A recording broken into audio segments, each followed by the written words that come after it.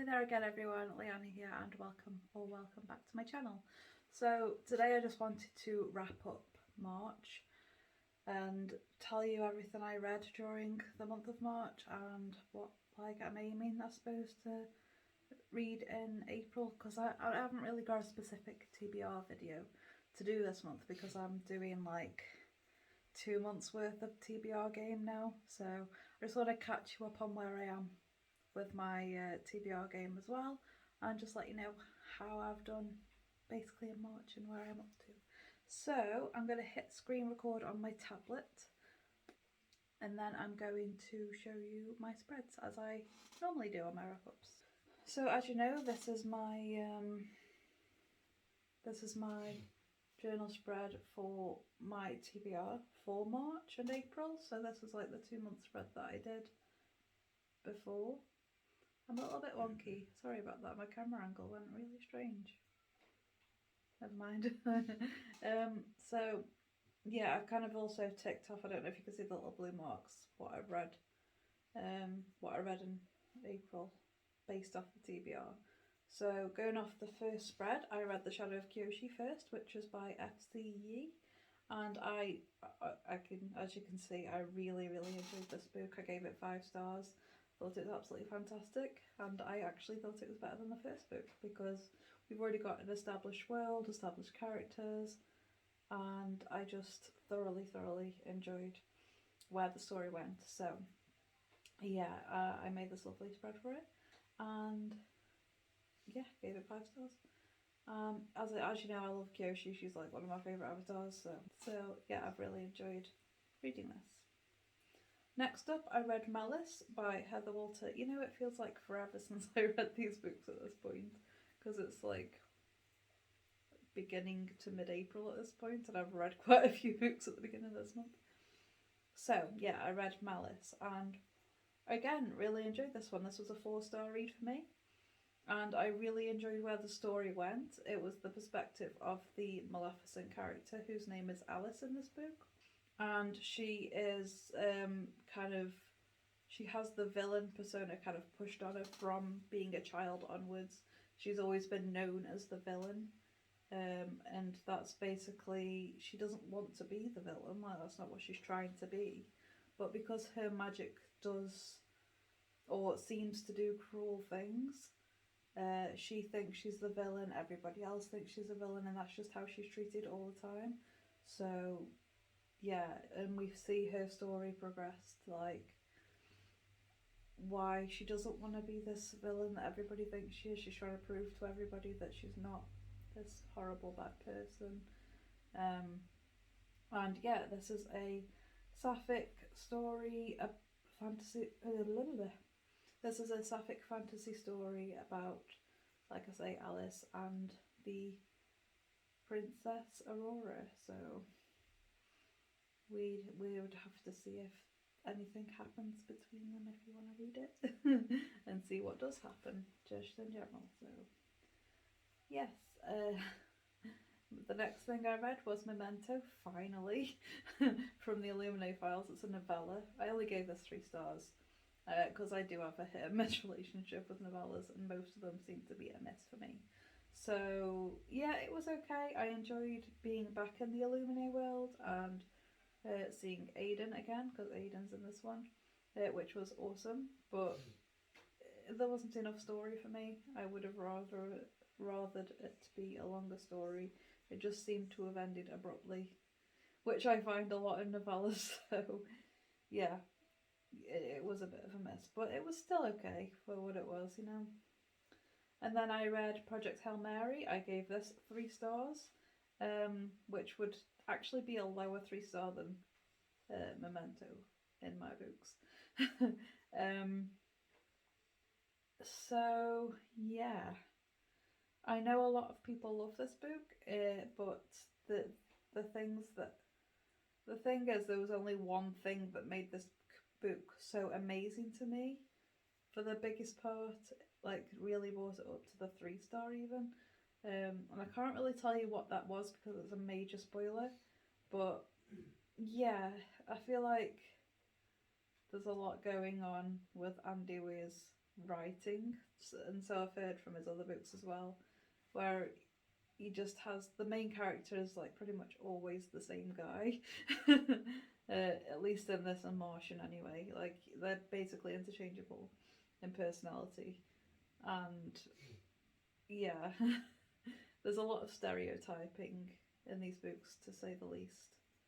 So a lot put me off, and a lot of stereotyping was just, oh, I could feel it hit me, and I was like, oh no, this is really bad, isn't it?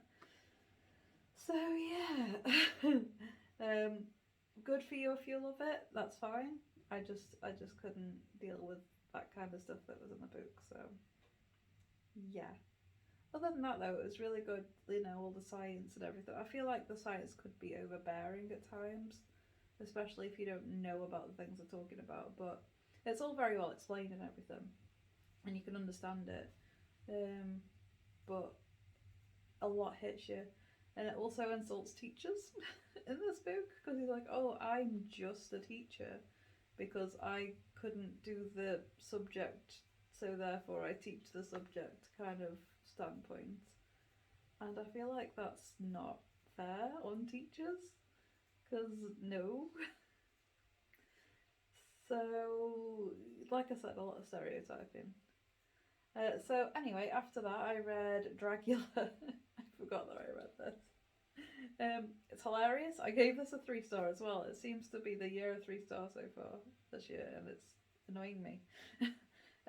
This would be a slightly higher 3-star, I guess, but yeah, it was funny. It was the comedy that it's supposed to be. It's just that I feel like the author tried to pack as much drag culture and like very gay comedy into a 100-page book, and it was too much. Like, it was just all of the puns were slapping me in the face like constantly, and it was like, this is too much. Like, it would have been fine if there were puns throughout, just here and there, but it was constant, and it was like, too much. But like I said, I think that's what it's supposed to be. It just isn't. It isn't my kind of read, as much as I love LGBTQ plus humour. But very good for what it is. It's a drag retelling of Dracula, and it was fun to read anyway. So then I read Ray Barrett by Jordan Ifoko. I don't know if I'm pronouncing that right. And I gave this 4 stars. This was a fantastic read. I really, really enjoyed this world, how it was built, how the characters kind of bond, how all of our, like, how our main character bonds with like this found family that she gets. And I think it was really wonderful to see that as well as the romance that happens in this book. The asexual representation that's in this book was awesome as well, and I love to see it. So yeah, I thought this book was fantastic, and I would definitely reread this at some point. I really did enjoy this book. And then I read The House at the Edge of Magic by Amy Sparks. Gave this a 3-star. It was very good for what it is. Anyway, it's a lovely little book. I just don't think I'm the right audience for it. There was a spoon that was a character, which was really funny to me. But yeah, I don't think I'd reread it. It's there. I might reread it to my son, but not just for myself. So yeah, it was fun for what it was. I did enjoy it, so this would probably be the higher end of 3 stars. And then I read The First Sister. I think this was for the Phase in the Gays book club. Gave this a 3.5 star. Again, I enjoyed reading it, but I feel like there was a lot missing, and then other things there was too much of. Like, character-wise, I feel like this book could have just been in the perspective of the first sister, and that would have been fine. And I understand that the other character perspective that we have moves the story along, but I feel like it could have been written a bit differently to have them in as a character too. But yeah, yeah, I feel like there was too much of some things and not enough of others in the plot. I might continue on the series. I'm not certain yet, but it was an enjoyable read either way. And then I finished up the Daevabad trilogy with the Empire of Gold and gave this 4.5 stars. This trilogy has been fantastic to read and I've really thoroughly enjoyed it. I love being immersed in this world. I love the characters and I love the main character. Oh my god, why am I forgetting her name? It begins with an N, I know that much.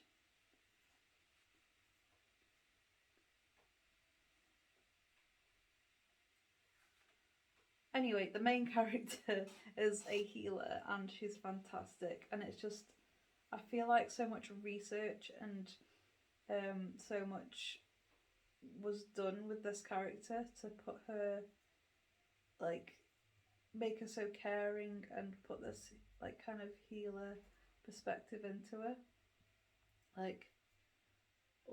Like she's very, very dedicated to that role. And I feel like this characterisation was wonderful for our main character. I keep nearly saying her name and I keep forgetting what it is.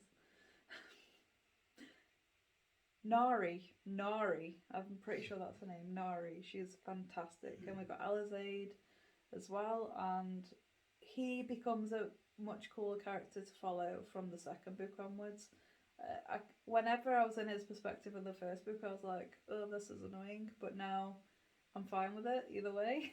And I think what was good about this book as well, or this series, is that romance isn't leaned on so much that it's just the story.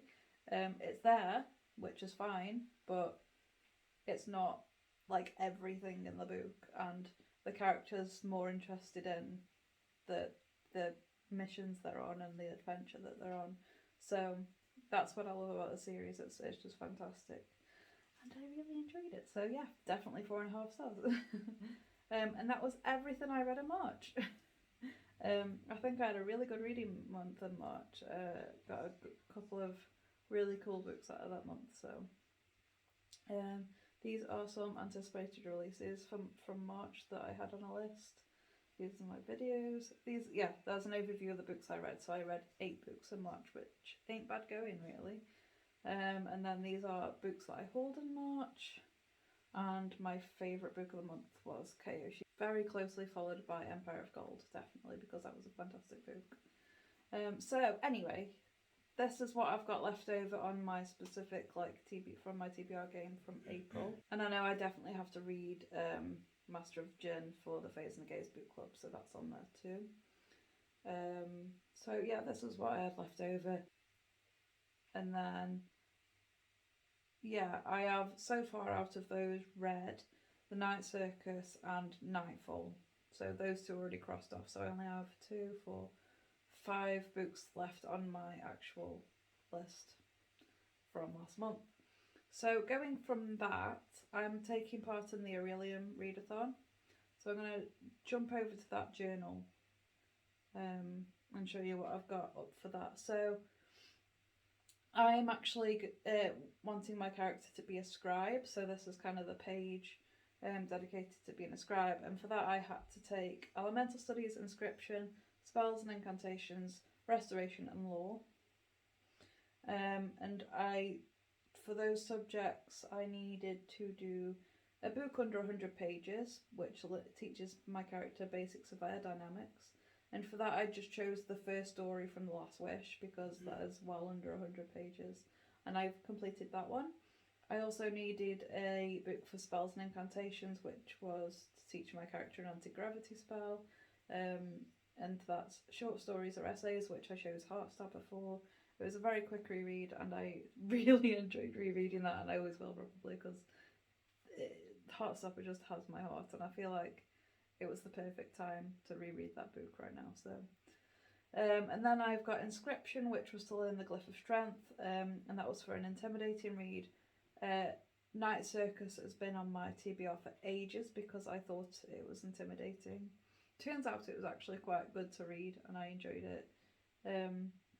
Not like wonderful, but it was okay to read. So yeah, I still need to read Master of the Jinn, Master of Jinn, as well as Lord of Chaos, and that's for Law, which is a mythology inspired read, and Restoration, which is a book featuring healers.